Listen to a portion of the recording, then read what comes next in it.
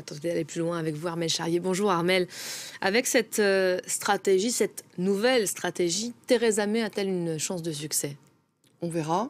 Grand doute de la part des éditorialistes de l'autre côté de la Manche, qui parlent plutôt d'un geste presque désespéré de Theresa May en disant que finalement les choses arrivent trop tard. Son texte, c'est toujours le même qu'elle propose au Parlement. Là, elle le repropose une énième fois en espérant qu'il va passer. Le seul changement, c'est ce référendum qui effectivement est annoncé. Mais c'est pas elle qui annonce qu'il y aura un référendum sur le Brexit. C'est-à-dire qu'elle dit au Parlement, il faut que vous votiez le texte et il y aura effectivement l'obligation d'avoir un référendum proposé à la population qui dira si elle est d'accord ou si elle n'est pas d'accord. Mais déjà, dans un premier temps, il faut prendre le texte.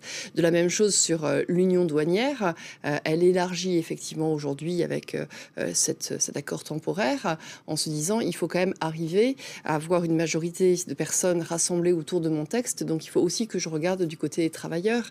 Et la question du non douanière, elle est plus vivace dans le parti travailliste parce que c'est traditionnellement un parti qui est plus attentif au fait qu'il y ait des accords, que l'on fasse attention à la société, à la population, etc. Alors que du côté des conservateurs, il y a un côté plus libéral qui s'est mis en place.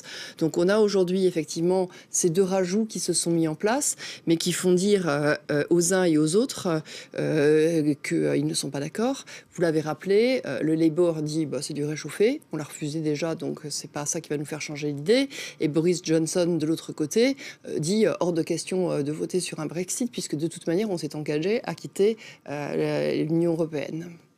Et du coup, forcément, beaucoup voilà une nouvelle opportunité de faire tomber Theresa May. On l'a donnée perdue d'avance à plusieurs reprises. Elle s'est jusqu'ici, malgré tout, maintenue.